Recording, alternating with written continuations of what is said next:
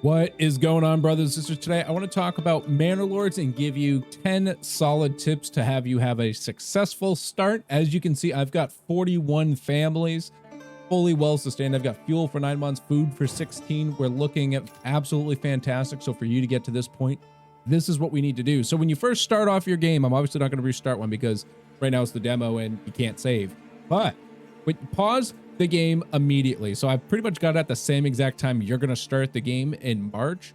So as soon as your game starts, just pause the game. You're going to be told to build a few things. So start building those things. But the first thing you want to do is map out your village. And what do I mean by that?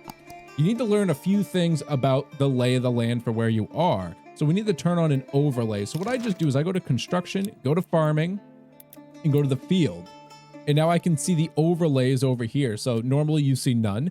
Underground water is these veins right here. So these are where you can build wells. So you can see I have my well up here.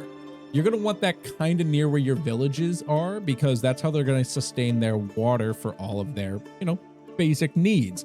So all this right here is well sustained with one single well right here, even all these over here. And even if I built some more here, that would all work just fine. It's a little bit of walking, but it gets taken care of.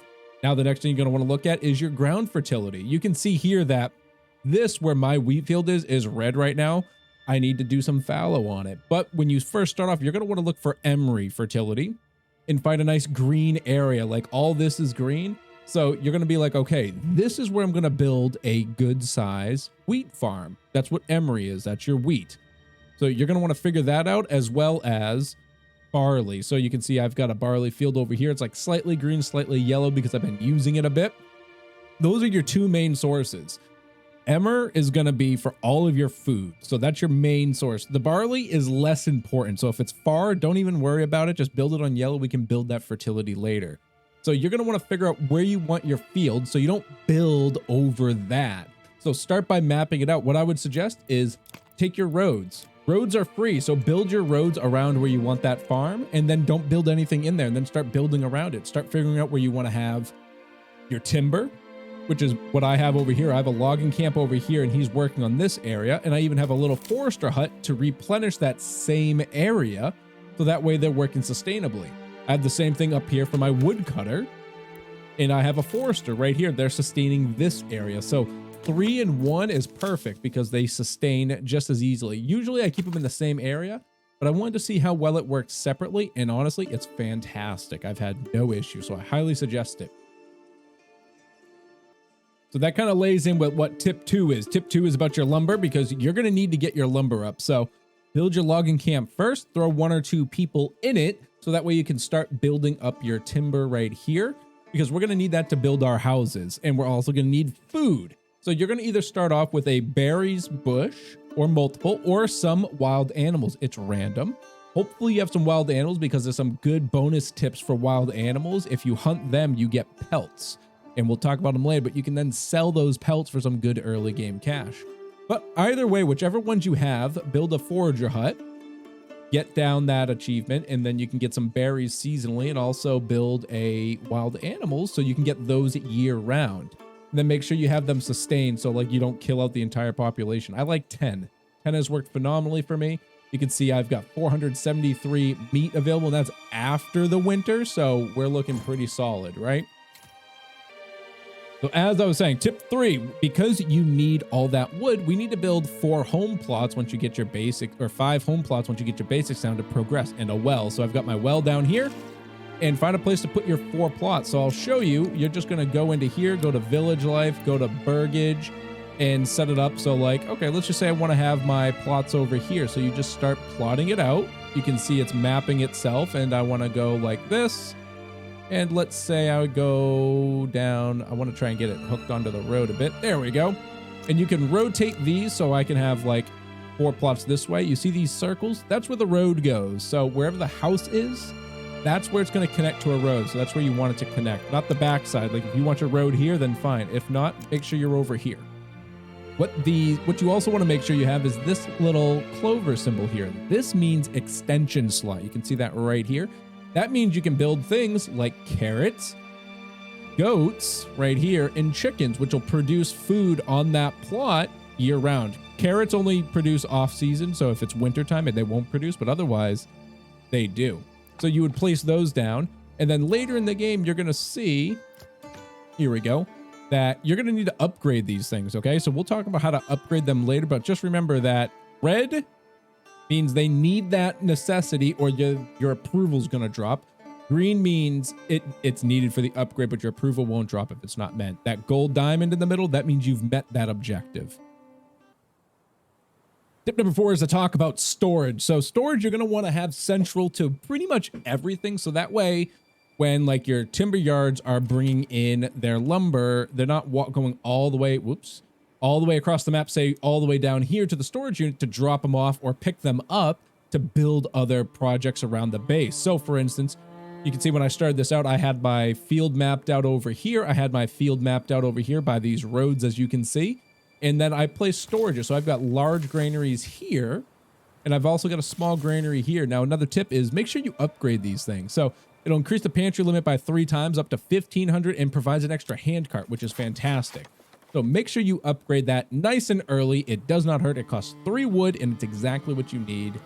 So, and you can see I've got 2.5K. So like before winter, these are all maxed up because I've got flowers in them. You can see there's grains being stored in here as well. So you're going to need a lot of these things. So I'm keeping them central.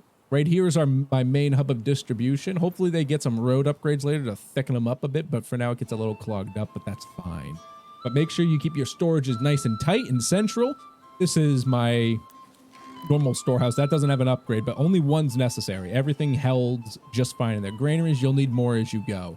But for now, something like this is perfect. It's nice and central so that when people need things for the market areas, the storehouse is just right here around the corner, so they just take a little walk down and grab them. And same with all the granaries. Everything's real central right here. I've even got my communal oven here, which is where we make breads, which we'll talk about in just a minute. So now that you got your first home plots down and we're almost thinking about expansion, it's not quite winter yet, one thing you do want to get down is the trading post here, okay? Now, the reason I say that is you can really utilize this in the beginning of the game to get rid of resources you don't need right now to get some cash. So we can buy some things we do need that might be a little harder to get or require many families to produce. Because remember, in this game, it's not how many people you have, it's how many families you have, and that's how many people work on one given task. So just as an example, when you're in the logging camp here, each one of these is a family. So that means I have 3 families working on it. Not 3 people, but 3 families. So you'll want to do the same for the trade house. If you can get a person in here, and like I was saying earlier, if you have hunting, head over to this materials tab, and you'll want to set pelt to export only and say a target of like 20. I even say 10. I did mine to 10. So that means if you have more than 10, your guys will start going and picking some of that stuff up and selling it within the livestock, within the trades here. So, and I've even got some traveling traders, which will bring them elsewhere. I don't think it works right now that well in the demo. These travelers will travel to the nearest trade point to fulfill set inventory targets. I don't think it works too well right now, but it's still a demo. But if you do something like this, you'll start racking in cash. So that way you can then buy tools. I like to buy the tools instead of setting up a tier progress. You would have to use 3 families to make tools effectively, or I can just sell some stuff and buy them for 6 measly shekels. Those are what you can use to upgrade plots here to make carrots. Otherwise, you would need to spend cash to make chickens or goats. So I like to use those quite a lot. It's very convenient and it brings extra food in. So I usually set myself up like that, and you can see I've got my target set to 10. In the beginning, I would just set your target to say like 2 or 3. That'll work you just fine. Next little bonus tip with the trading post, though, is to talk about animals. So later in the game, you're going to want some sheep. You're going to want a livestock trading post. What I suggest is putting one down early, using some of that expendable cash that you do have. Get some extra ox. So the ox are what brings the materials all around the village. If you get yourself 5 ox in the beginning, you'll be setting yourself real straight for your construction projects. Everything will be very quick for moving product around. So highly suggest you get yourselves at least 5. And then once you have them, you can take your guy out of here so you're not wasting a person, or you can just pause it. What I usually do is I'll pause things if I don't need them. So that way, when I unpause them, the worker gets reallocated back to them when I pause something else, for instance. So these 2 things will help you out in the long run because you can use money for everything. You're getting low on firewood, set up an import to buy some. Everything can be bought. and everything can be sold. So combining things here. So tip number 8 here is all about farming. So before your first winter, you want to get your farm put down. You don't need to have people assigned to it, but you want to get your farm down and also your farm house right here. So this is called the farm, that's called the field, whatever. So in here, you'll want to set this to one person. When you build a farm for the first time, make sure the max people, because it says how many workers. So let's just like place something down like this, like this. So you see here, it's actually not telling me this time. I'm just going to plop it in right there. Kind of goofy. It usually tells you, oh, I've got a burgage plot. I'm a fool. Grab the field. And so if you do something like this, you see there where it says max field workers 4. Make sure when you build it, set it to 3 because you want a small field because one family is 3 workers, okay? So when you build something like this, you can then have it set for one family in the farm. And then you can start producing in the winter because in the winter, they'll start to prepare the fields for the next year. So your best bet, once winter starts, your berries are going to deplete. So if you have berries, pause these and then set that worker you had there to the farm.